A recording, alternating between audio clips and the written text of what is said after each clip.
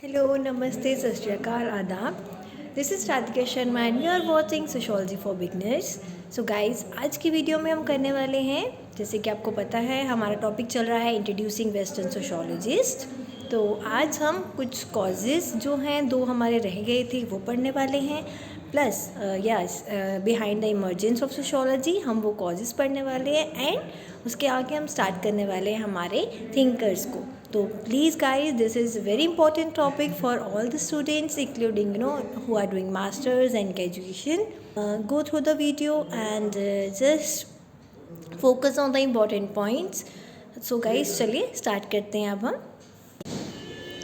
So guys, जैसे कि आपको पता है हम एज ऑफ एनलाइटनमेंट पे थे, है ना। चैप्टर 9 इंट्रोड्यूसिंग वेस्टर्न सोशोलॉजिस्ट, इसमें हमने age of reason that is enlightenment कर लिया था। Now we will talk about the French revolution and the scientific और इंडस्ट्रियल रेवोल्यूशन।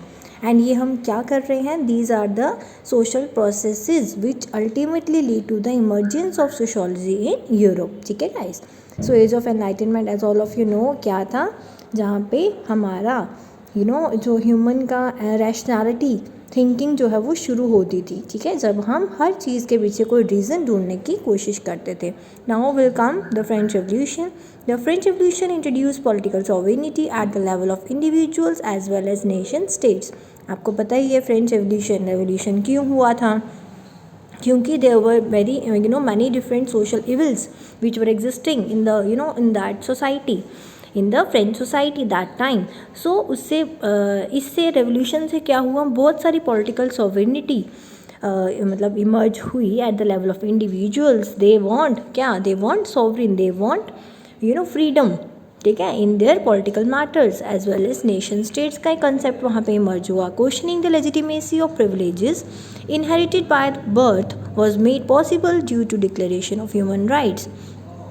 कहते हैं अभी तक तो कोई क्वेश्चन नहीं करता था ना, एज इट इज़ जो भी किसी का हुक्म माना जाता था हमेशा। बट यहाँ पे लेजिटिमेसी को जो प्रिविलेजेस मिलते थे इनहेरिटेड बाय बर्थ उन लोगों को, जैसे राजा का बेटा राजा बनेगा, आगे जो किंग है उसी का बेटा आगे करेगा राज, तो उससे उस चीज़ पे क्वेश्चनिंग शुरू हो गई। वॉज मेड पॉसिबल क्यों, जब ह्यूमन राइट्स की बात हुई, डिक्लेरेशन ऑफ ह्यूमन राइट्स। आपको पता है ह्यूमन राइट्स डे कब मनाया जाता है, इट इज़ ऑन 10 दिसंबर, है ना। तो 10 दिसंबर में मनाया जाता है। और तब जब ये डिक्लेरेशन ये हुआ था, ये डिक्लेरेशन हुई थी ह्यूमन राइट्स की कि why human rights are important.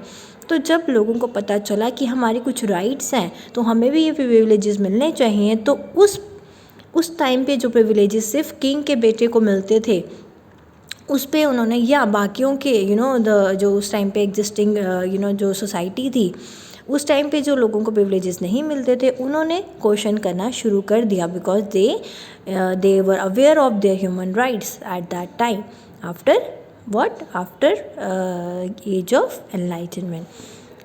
Then emancipation of individuals from the oppressive rule of religious and feudal institution became possible due to political sovereignty। और इसकी वजह से क्या हुआ, जब political sovereignty आई लोगों के अंदर क्या हो गया, फ्रॉम द ओप्रेसिव रूल उनके अंदर एक एक जोश आ गया कि हमें इस चीज़ से, इस ओप्रेसिव रूल से बाहर निकलना है। ठीक है, फ्रॉम इमेंसिपेशन हो गया to come out of that oppressive rule of religious and feudal institution. जो उस टाइम पे फ्यूडल सिस्टम एग्जिस्ट करता था, नोबल्स, फ्यूडल लॉर्ड्स, है ना। आपको पता ही होगा कि देवर हम बोल सकते हैं slaves also, noble class also, clergy man, ये आपने पढ़ा ही होगा अपने 9th-10th में। ठीक है, फ्रेंच रेवोल्यूशन के बारे में। तो कहीं ना कहीं ऑप्रेसिव रूल से बाहर निकलने की कोशिश की उन्होंने, एंड ये किस वजह से पॉसिबल हो पाया, बिकॉज ऑफ पॉलिटिकल सोवरेनिटी की वजह से। Now everyone want freedom. Every citizen was given equal rights before the law and other institution of the state। और सबको, हर सिटीजन को क्या दी गई, इक्वल राइट्स दी गई before the law and other institutions of the state. Separate the privilege real from the public sphere and private and public को अलग कर दो। And state had to respect individual autonomy without intruding it. State को interfere नहीं करना है individual के कोई भी स्फेयर में। that can be religious, that can be any sphere। okay, कोई भी मैटर है उसमें हमें इंटरफेयर, स्टेट को इंटरफेयर नहीं करना है। Ideas like liberty, equality and fraternity क्या बन गए हैं, became the watchwords of the modern state. Now they become the watchwords, that means they are the watchwords. क्या हो सकते हैं, लाइक जो मॉडर्न स्टेट को सपोर्ट करते हैं. मॉडर्न स्टेट की डेफिनेशन है कहीं ना कहीं कि there should be liberty, equality and fraternity. And the condition, ये जो मॉडर्निटी की कंडीशंस हैं जो फ्रेंच रेवोल्यूशन की वजह से आई है, आफ्टर रेवोल्यूशन ये सब चीज़ें आई हैं, दीज ऑल जो हमने पढ़े पॉइंट्स, इससे क्या हुआ, led the ground for sociology to study the new social phenomena. कहीं ना कहीं इसी की वजह से एक नया वो आया है, एक नया सोशल फिनोमिना जो इमर्ज हुआ है. सोशियोलॉजी इसी को पढ़ती है, इसीलिए सोशियोलॉजी की इमर्जेंस हुई. इस नए सोशल फिनोमिना को पढ़ने के लिए सोशियोलॉजी की इमर्जेंस हुई है. yes, that there should be a science which should study society, and that is sociology.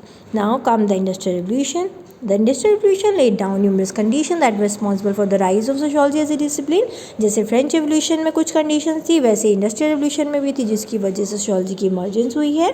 Sociological thought was concerned with the scientific analysis of development in industrial society, the foundations of which was laid by the Industrial Revolution. Yes, जैसे कुछ condition, जैसे कि जो लोग industrial revolution के बाद industries जब develop हुई, जो लोग रूरल से अर्बन एरियाज़ में आए, उनका लाइफस्टाइल कैसे चेंज हुआ, उनकी फैमिलीज़ कैसे चेंज हुई, उन सब इन सब फाउंडेशंस को पढ़ने के लिए कहीं ना कहीं सोशियोलॉजिकल थॉट की ज़रूरत पड़ी. एंड सोशियोलॉजिकल थॉट इन्हीं से ही कंसर्न रखता है विद द साइंटिफिक एनालिसिस, जो इसको एनालाइज करता है साइंटिफिकली कि डेवलपमेंट क्या क्या हुई है इंडस्ट्रीज़ के आने से, इंडस्ट्रियल सोसाइटी के आने से. वो सोशियोलॉजी की कहीं ना कहीं इमर्जेंस में लीड करता है. Scientific discussion about trends in social behaviour become possible with evolution of new phenomena such as large scale organisation of markets and labours. जब साइंटिफिक डिस्कशंस होने लगे न्यू सोशल बिहेवियर पे, एंड ये possible हो पाया with evolution of new phenomena, जैसे such as large scale organisation of markets.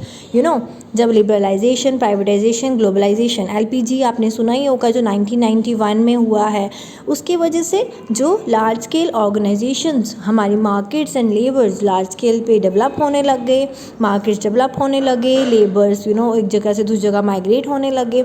इन सब phenomena को पढ़ने के लिए एक साइंटिफिक डिस्कशन जो है वो शुरू हुआ, ठीक है, और इसी को कहीं ना कहीं हम आगे लीड हुआ सोशियोलॉजी की emergence. Changes in the production process due to large scale industries brought major changes in social life in terms of settlement, hazardous circumstances of working, unequal distribution of population etcetera.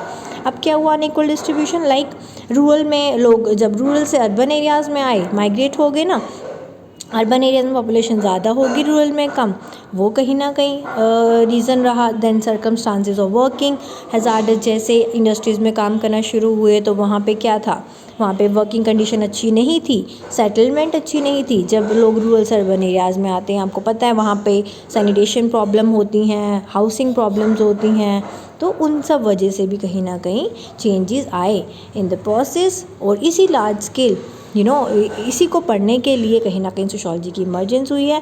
This demanded new forms of knowledge to be generated to reflect on the social problems. Sociological theories are the result of this self reflection about society. इसी self reflection को society की पढ़ने के लिए कहीं ना कहीं sociology की इमर्जेंस हुई है. दिस नॉलेज, जो नई नॉलेज है, नई सोशियोलॉजिकल थियोरीज़ हैं जो डेवलप हुई by Marx, Weber and different हम बोल सकते हैं सोशियोलॉजिकल थिंकर्स, उसी की वजह से कहीं ना कहीं सोशियोलॉजी की इमर्जेंस हुई है एज ए डिसिप्लिन. तो गाइस दीज आर, ये आपको पता होना चाहिए. इसके बाद हम पढ़ेंगे Karl Marx and the other thinkers. Okay guys, तब तक के लिए देखते रहिए सोशियोलॉजी फॉर बिगनर्स एंड बने रहिए मेरे साथ. Do share and like my videos. Thank you guys.